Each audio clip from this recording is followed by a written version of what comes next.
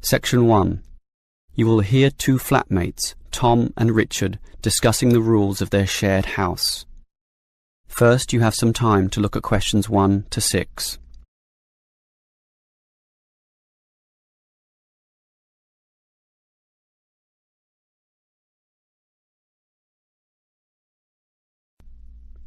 Now we shall begin. You should answer the questions as you listen, because you will not hear the recording a second time. Listen carefully and answer questions 1 to 6. Richard, as we discussed before with this extra bedroom in the house, we should advertise for another tenant, but I think we've got to establish rules this time. We already have 2 rules about the rent money. Remember? We pay on the 5th and expect full payment with no excuses. Sure, but I mean additional rules apart from those 2. OK, there's certainly no harm in that. Remember the problems we've had with people in the past. I think we should learn from those bad experiences. You may have a point there. For example, you know that I like cooking, so I can propose a kitchen rule straight away. Every tenant must clean after use. We shouldn't allow what happened last time. You mean that guy who left all his dirty dishes piling up and food on the floor? Clean after use. We should write that down. I'm happy with that. And not only clean, but they also have to tidy up. We can't have them cluttering up our very small kitchen counter. I'm with you there. That will make life far more manageable. So, tidy up is our second cooking rule, let's say. And now, can I tell you what really annoys me? Sure. Dirty tenants. Those who just allow dirt and dust to build up around the house and don't care less. We've got to have a strict rule prohibiting that. What about a cleaning roster? We can make a list of everything that we expect to be done. Carpets vacuumed, furniture dusted, toilet cleaned, and so on. And everyone is required to take turns. First my turn, then your turn, then the third tenant's turn. This spreads the load, so we can keep the apartment very clean. I'm happy with that. Otherwise, one person will be working harder than the others. But how often do we do it? Every day, twice a week, or once a week, or what? Every day. What do you think? Too often, I would say. Well, every 3 days then. I don't know. We're all busy with part-time jobs and study. I'd say that once a week is good enough. It's probably what most households do, anyway. All right. Let's run with that then. As long as we do clean regularly and well. OK, are there any other rules? What about music, loud TV, that sort of thing? I want absolute quiet at night because I go to bed early in order to get up early for my job. So, why don't we say no noise after, say, 11 at night? Earlier than that, 10 p.m. That's consistent with most rental properties, and no overnight visitors either. You're right. That caused a lot of problems when the last tenant brought his drinking buddies in for the night. So, we prohibit late night noise and overnight visitors as well. That sounds good to me. Before you hear the rest of the conversation, you have some time to look at questions 7 to 10.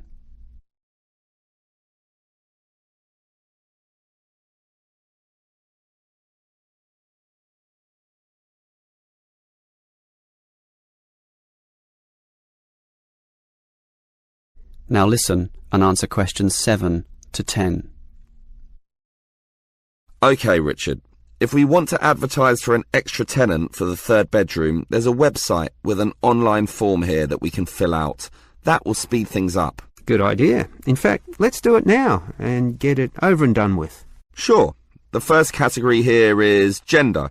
I guess that means we write male or female. I think I'd prefer a male. He'd fit in with us. One of the boys, something like that.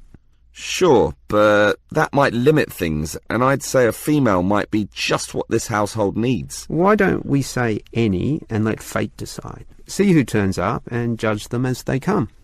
OK, I'll type any. So now we move on to job. What sort of job do you want them to have? To me, it doesn't matter. Doctor, lawyer, cleaner, as long as they have a job, of course. Unemployed tenants can be a problem. Just type in must have. You mean a job? Yes.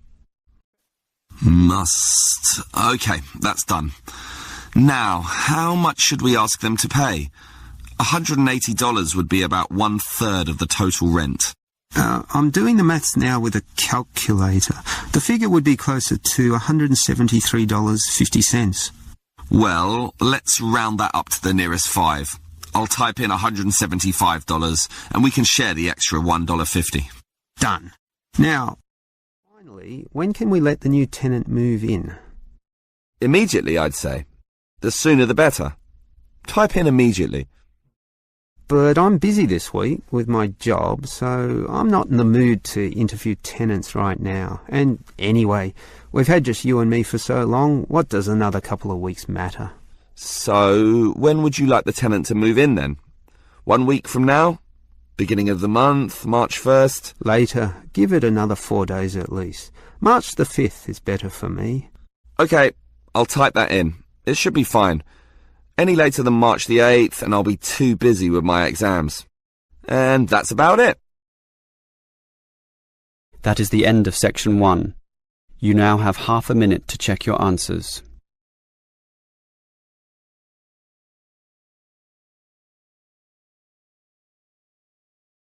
Now turn to section 2. Section 2.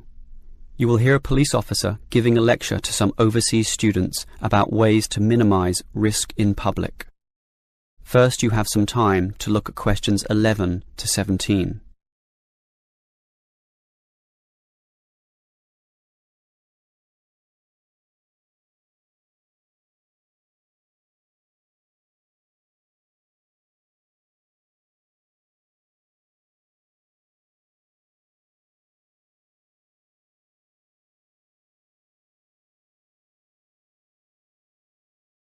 Now listen carefully and answer questions 11 to 17. Hello, everyone. As new students, having just arrived, it is important that you are conversant with some of the aspects of living safely here. Let me immediately say that, in contrast to the high crime rate in other cities, ours is very low. Nevertheless, there is some advice that would be considered prudent in even the safest of places. It is therefore in your interest to look at this map of the city and familiarise yourself with its areas, some of which may not be as safe as others, particularly at night. A little research now in this respect will obviously help you a great deal. For this reason, we have provided a variety of brochures and information leaflets which we encourage you to take and read. In addition, you should talk to people you know, to your homestay parents and teachers, and get a feel for the situation both in the neighbourhood where you live and the city at large. Now, you should know about the police presence in this city. There are local police stations in every suburb, but not all of these are open 24 hours a day. For that, you need a main station, of which there are many, and you should familiarise yourself as to the location of the one nearest to you. Moving on, many of you might like to go out at night. So, you should also familiarise yourself with the public transport system. It could put you at risk if you are wandering around lost in the late hours of the night, particularly if you are a woman. Our city has a fairly good public transportation system, but not all of it operates necessarily to late hours. For this reason, you can avail yourself of the special late-night buses known as night birds, which operate along most major routes. Again, collect one of the brochures on the table here for the night bird timetables. Finally, if you do feel there is an emergency, you can dial 000. However, this does not take you through to a police station, but rather an operator. This operator will question you as to the nature of the problem and then send your call through to the relevant department, police, fire or ambulance, as the situation demands. This may take up valuable time, and for this reason we suggest that you find the emergency number of the nearest main station to where you live. This will speed up the process should you need police services in the event of a serious problem. Having said all this, let me remind you once again that this is a very safe city and we don't expect any problems to occur. Yet, it always pays to be prepared. Before you hear the rest of the talk, you have some time to look at questions 18 to 20.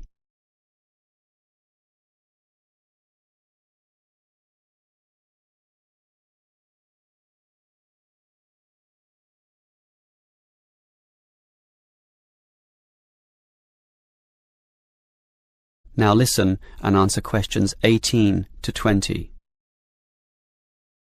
On the same subject as being prepared for problems, it is a fact that the police cannot cover every part of the city at all times of the day. Thus, it is advisable for you to take some precautions and be prepared for any problems which may occur. There are less safe areas which you may inadvertently find yourself in and, through no fault of your own, be faced with difficulties. In this respect, some people advise that women in particular carry mace or pepper spray, which can be sprayed into the eyes of an assailant. However, please be informed that these are illegal and consequently cannot be purchased, constituting, as they do, an attack weapon. On that same theme, any knives or small arms, while perhaps being legal in your country, are illegal here and must not be carried on your person. One thing you can carry, however, is a personal siren. In the advent of a problem, you just push a button and the siren will sound loudly, drawing such attention that any assailant almost invariably flees immediately from the scene. Moving on, you may wish to stay out late, to have fun or see the sights of this city at night, and we do not necessarily discourage that. However, we do advise that you confine yourself to areas that have sufficient street lighting or illumination. In the course of your activities, you may well meet strangers, but if this happens under clearly lit areas, visible to everyone in the vicinity, statistics prove that in almost all cases nothing will go wrong, particularly if you carry your siren. Above all, the greatest rule is simply to exercise discretion and intelligence when you go about your business. All the rules that I have given are simply based on this, and by following them all, your stay here will be both enjoyable and safe. That is the end of section 2. You now have half a minute to check your answers.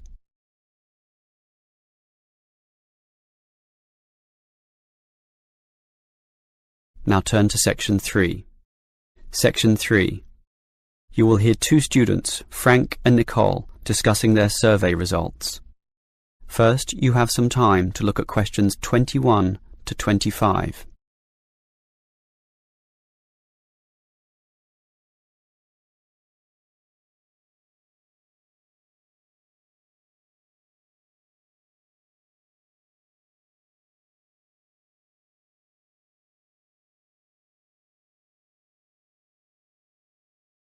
Now listen carefully and answer questions 21 to 25. OK, Nicole. Did you interview the required 50 people? Yes, I have them all here. I had intended to talk to over 50 actually, but I could only talk to 46 in the end, all students from the university. It should be fine for our purposes, and it was interesting actually to hear what they said. I was hoping for 50 to make a round number. Better for statistical purposes, but 46 should be okay. I think so. What was interesting was that many of them were not happy with the staff here. Really? What proportion? Well, 1/4 of them said the staff were okay, and another 10% said they were good, which together makes about 1/3. So basically the rest of the people I interviewed weren't happy in this respect. So, what was the main cause of complaint? Well, it's rather mixed. A lot of the foreign students complained about the homestay accommodation and the attitude of the homestay officers when dealing with these issues. Most of the foreign students said this actually, but the bulk of the mainstream students had concerns with the attitude of the teachers. It seems they feel the teachers don't care enough, and facilities weren't that important, relatively speaking. I think the teachers here are okay. Don't you think so, Nicole? Personally, I'd say most of them are fine. But obviously there are a few I'd say need to improve in their commitment to helping students. Oh, not many though. Only about 10% maybe. More, I'd say. At least 1/3. Wow, Nicole, that's a bit harsh. That many? I'd say 90% of the teachers here are fine. I think I definitely disagree there. Well, whatever the case, the university seems to have some problems. Who should we inform about these findings? The course convener. He runs our programme. Yeah, just a small programme. These problems are serious and university-wide. I think we should talk to the assistant dean at least. Come on, we're just a couple of students. We can't go that high. It's like some cleaners wanting to talk to the CEO. We've got to follow the chain of command and start at the bottom. OK, the course convener it is. Before you hear the rest of the conversation, you have some time to look at questions 26 to 30.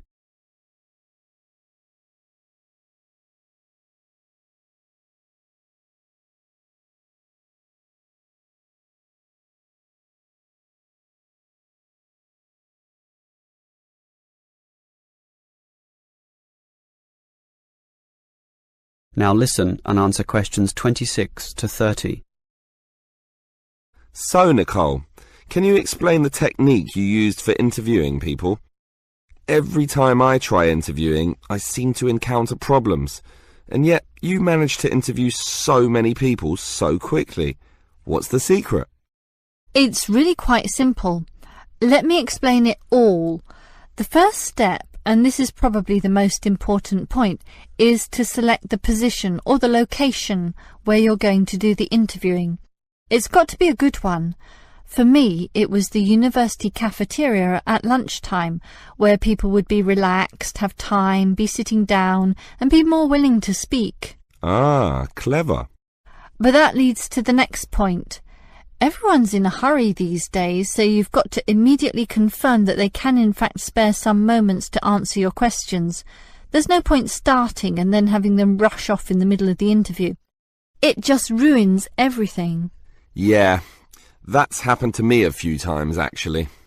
And then it's equally important to carefully outline why you want to talk to them in the first place. Some people might think you're a salesman or a busybody or some nutcase from a religious cult. They have to know the purpose and trust you. Now, part of that trust involves guaranteeing that the information will be kept in total confidence. And for that reason, I show how we don't take down names or any personal data. After that, you're ready to begin, but sometimes they're not won over or not ready to give you the time, in which case you remind them about how their information can actually improve life for all students, and that they are actually serving the purposes of everyone by cooperating. Right. Make it seem like a noble cause. It is, in a way, but the last step is not so noble at all. I just offer them a payback, usually a scratchy lottery ticket, if they promise to answer all the questions. Everyone dreams of scratching one of those tickets and winning $1 million, so that makes them do everything you want. Aha, very clever. That is the end of section 3. You now have half a minute to check your answers.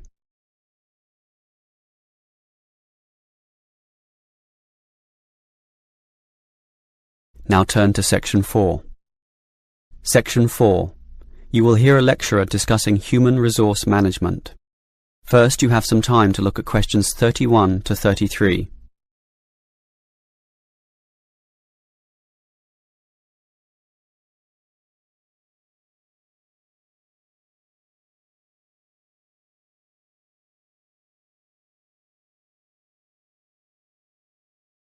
Now listen carefully and answer questions 31 to 33. Obviously, the people who work in companies need to be managed. Pay must be added up, hours clocked, and leave tallied. This is known as hard human resource management, or hard HRM. This is because it is based on hard numbers, facts and rules. That is, an impersonal, calculative aspect. And again, there must be such an outlook with all its paper-based systems in order to carry out company tasks. But if there's a hard, there must be a soft. And it is this soft element of HRM that I'd like to consider now. Historically, it took a long while before the importance of this soft element was realised. For example, in Henry Ford's car-making factories, workers were regarded as unthinking tools who would mindlessly repeat the same task for 8 hours a day. This attitude worked for a while. However, the Ford Motor Company faced the growing challenges of huge turnover, lack of motivation, declining quality of their product, and labour disputes. It eventually became clear that the original ethos about workers was wrong. It needed to take their human needs more into account. That leads us to the modern soft HRM model, where the staff, or human resources, are now considered one of the most important assets a company may have, an asset just as tangible as the factories, shops and money in the bank, and something that needs to be managed in a soft way as well as hard. Before you hear the rest of the lecture, you have some time to look at questions 34 to 40.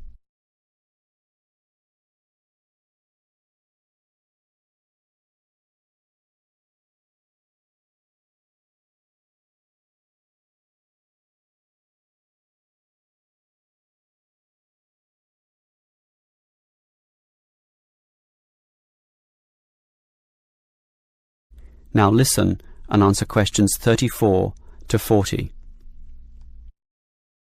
So, what is soft HRM? It basically involves 3 elements. One is motivating your staff. The second is making sure they stay with your company, that is, reducing turnover. And remember, turnover costs money, diverts resources, disturbs the system, and you may be losing a lot of experience there in just one staff member. The third element is using the staff in the best way, in a way that gets the most out of them. All of these elements are closely related and sometimes overlap, but are still distinct enough to be considered separately. Now, let's talk about motivation first. Obviously, people will work harder if they feel good about being where they are. This means the company should let people know that they are significant, and you do that by emphasizing the higher purpose their job serves in society as a whole.